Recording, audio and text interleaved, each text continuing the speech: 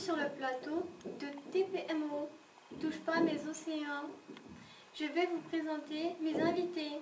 Océane, journaliste scientifique. Bonjour. Atlan et Méridique, chroniqueurs. Bonjour. Antar et Pacifique, océanographe. Bonjour. Bonjour. Léane, photographe des fonds marins. Bonjour. Kev et Manon, chimistes. Bonjour.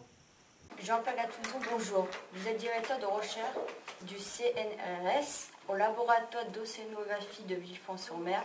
Vos recherches portent principalement sur le cycle du carbone dans l'écosystème marin. Pouvez-vous nous expliquer le rôle de l'océan dans les changements climatiques? L'océan, en fait, est un acteur des changements climatiques, mais il en est aussi une victime. C'est un acteur parce que les océans récoltent aussi le quart des émissions de gaz carbonique. Et tout ce gaz carbonique qui ne reste pas dans l'atmosphère ne contribue pas au changement climatique. Il est stocké dans l'océan. Donc ça, c'est son rôle d'acteur. Quels sont les effets du CO2 dans l'océan?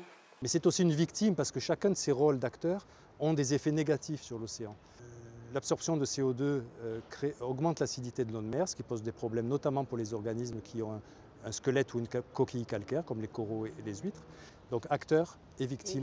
Je vais vous montrer que le dioxyde de carbone de formule chimique CO2 qui se trouve dans l'atmosphère, C'est-à-dire dans l'air que l'on respire, se dissout dans l'océan. Alors on va représenter un océan miniature grâce à de l'eau au pH 8, ce qui est environ le pH de la mer. On va voir ce qui va se passer quand on incorpore du CO2. Du coup ça c'est le CO2. Du coup ça va faire des bulles. Et là on va pouvoir voir la courbe, comment le pH il évolue en fonction du temps. On peut donc conclure que l'impact du CO2 sur la mer, c'est la diminution du pH. Conséquence de l'acidification des océans. Comme le pH ne fait que diminuer, une des conséquences est que les coquillages se font ronger. Attention, quand même, l'expérience que je vais vous présenter est une simulation. La solution utilisée a un pH très bas par rapport à l'océan. Le but est de montrer le phénomène en accéléré. Nous sommes ici sur l'atelier dissolution du calcium.